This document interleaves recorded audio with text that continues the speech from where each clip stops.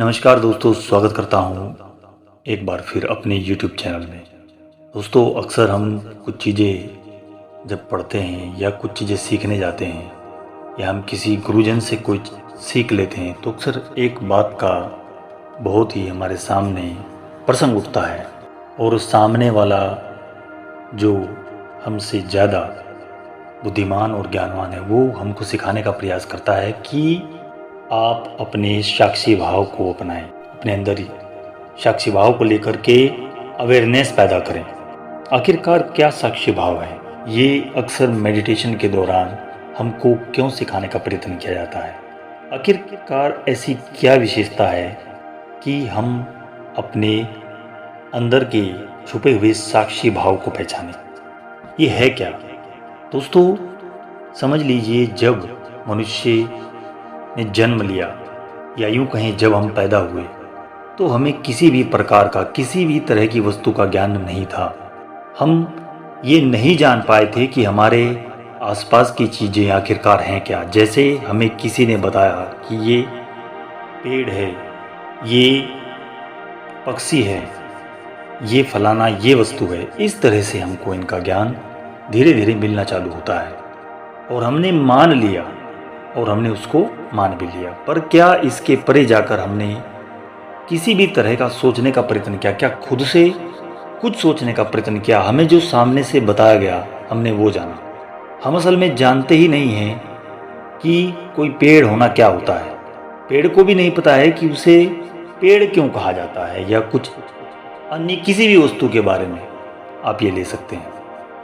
असल में सभी जो वस्तुएं हैं इस ब्रह्मांड में घट रही है, सभी तरह की गतिविधियों को जब हम बहुत ही शांत मन करके देखते हैं तभी जाकर उन चीज़ों के जो सही सीक्रेट्स हैं वो बाहर आते हैं, उनके राज खुलते हैं। पर हम आज तक क्यों नहीं जान पाए कि किसी भी चीज़ या घटना के पीछे की सच्चाई या फिर उसका कारण क्या हो सकता है, या उसका कारण क्या है। हमारा मन और इसमें चलने वाले विचार क्या हैं, ये क्यों उठ रहे हैं हमारे मन में निरंतर।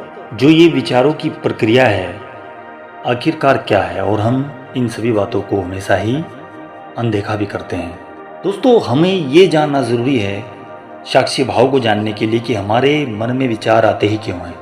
दोस्तों, जब सृष्टि की रचना हुई तो इंसान के साथ कुछ ऐसी प्रजातियां और चीज़ों की भी रचना हुई थी जिन्हें देखना या जिनके बारे में जानकारी होना मनुष्य के लिए बहुत अच्छा नहीं माना गया।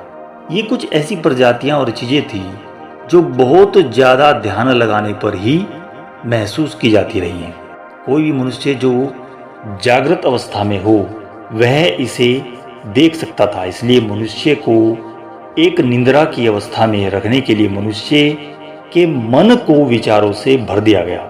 विचार हमारे मन में एक के बाद एक आते ही रहते हैं, ये हम सभी जानते हैं। इसलिए हम कुछ ऐसी चीज़ें जो चाहे हमारी आंखों के सामने ही हों पर उनको हम देख नहीं पाते, यानी कि एक ऐसी व्यवस्था हमारे साथ हुई। लेकिन हमारा कई और बातों के लिए जागृत रहना ज़रूरी भी था।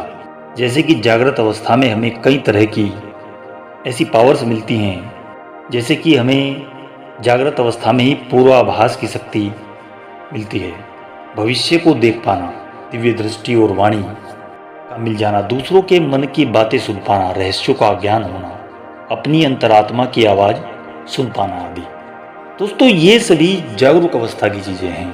अगर जागरूक रहना इतना लाभकारी है तो हमें जागरूक रहना चाहिए। जागरूक रहने के लिए हमें अपने बारे में और अपने आसपास की सभी चीज़ों के बारे में अवेयर होना ज़रूरी है। ऐसा करने के लिए अपने आप की और दूसरी हर एक वस्तु की स्थिति को बिल्कुल एकाग्र मन से सिर्फ देखना है। इसमें हमें सिर्फ देखने का कार्य करना होता है। देखी गई वस्तु के बारे में कोई भी थॉट ना लाएं, कोई भी कुछ भी ना सोचें। एकाग्र मन से किसी भी चीज़ को अपने मन में बिना कोई विचार लाए सिर्फ देखने को उस वस्तु के प्रति साक्षी भाव में होना कहते हैं। साक्षी भाव का मतलब किसी भी चीज, अवस्था या घटना को देखना और खुद उसका प्रत्यक्ष प्रमाण बनना होता है। यानी कि उसके बारे में कोई थिंक ना लाएं। जो घटना उस वक्त आपके सामने कोई चीज़ या वस्तु आपको दिख रही है, सिर्फ उसको देखें। अब ऐसा नहीं होता है कि हम किसी व्यक्ति या वस्तु को देखें, हमारे मन में कोई विचार ना आए। यहीं पर साक्षी भाव में रहना मुश्किल पड़ता है, क्योंकि हमारे लिए मन में जो उठते विचार हैं उनको रोकना बहुत ही ज़्यादा टफ हो जाता है। पर किसी भी चीज़ के प्रति साक्षी भाव को रखना और ये प्रक्रिया मन के विचारों को शांत रखने के लिए ही की जाती है। तो इस प्रक्रिया को किस तरह से हम अपने जीवन में उतार सकते हैं? दोस्तों, आखिरकार साक्षी भाव में आप कैसे बने रह सकते हैं? देखिए, साक्षी भाव विकसित करने के लिए सबसे पहले हमें अपने खुद की सभी गतिविधियों पर बारीकी से ध्यान देना होता है। इसमें हमें अपने शरीर द्वारा की जाने वाली छोटी से छोटी हरकत पर फोकस करना ज़रूरी होता है। जब हमें ऐसा करना है तब हमने शरीर की गतिविधियों के बारे में कोई विचार अपने मन में नहीं लाना होता। मैं जानता हूँ कि ये बहुत ही मुश्किल रहता है। हमें बस चुपचाप उसको देखना होता है। जैसे कि अब मेरा हाथ उठ रहा है, मेरे कदम चल रहे हैं, मैं एक दरवाजे से गुजर रहा हूँ, मैं चलते समय किस तरफ देख रहा हूँ, इस तरह से। दोस्तों, इसके बाद हमें अपने आसपास की चीज़ें और गतिविधियों पर उन्हें देखना है। फिर हमें अपने आसपास से आ रही ध्वनियों को ध्यान से सुनना है और उन ध्वनियों और उन आवाज़ों को बिना कोई सोच विचार के साथ बस सुनते रहना है, सुनना है। यही साक्षी भाव है। इसके बाद हमारे मन की गतिविधियों पर ध्यान देने की बारी आती है। पहले बाहर की आवाज़ों को, फिर अपने मन की गतिविधियों पर। हमें अपने मन में आने वाले हर एक विचार को सिर्फ देखते रहना है, बिना कोई उस पर अलग अलग प्रकार की थॉट्स लाए, बिना उस विचार पर कोई प्रतिक्रिया देते हुए। आप देखेंगे कि आपको ऐसे विचार भी आएंगे जो आपके अंदर दुख, सुख, खुशी, हंसी, पीड़ा, लालच, ईर्ष्या, नफरत और जलन पैदा करेंगे।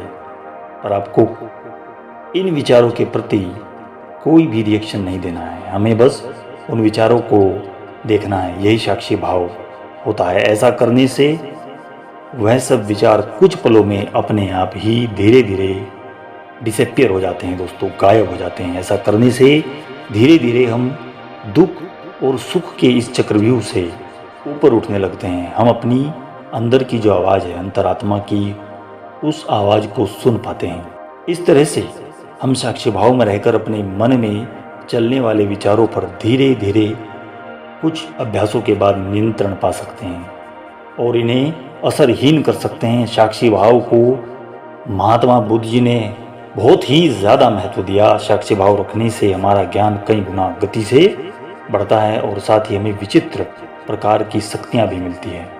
इन शक्तियों को जन कल्याण के लिए हमें इस्तेमाल करना चाहिए दोस्तों, संक्षिप्त रूप से अगर देखा जाए तो सही बात यही है कि यही साक्षी भाव है। अगर हम इसको जान लें, समझ लें तो सब कुछ आसान हो जाता है। आशा करता हूँ दोस्तों वीडियो आपको पसंद आई होगी। आपको कुछ इसमें सीखने और जानने का अवसर जरूर मिला होगा। अगली वीडियो में मिलता हूँ दोस्तों। जय श्री कृष्णा।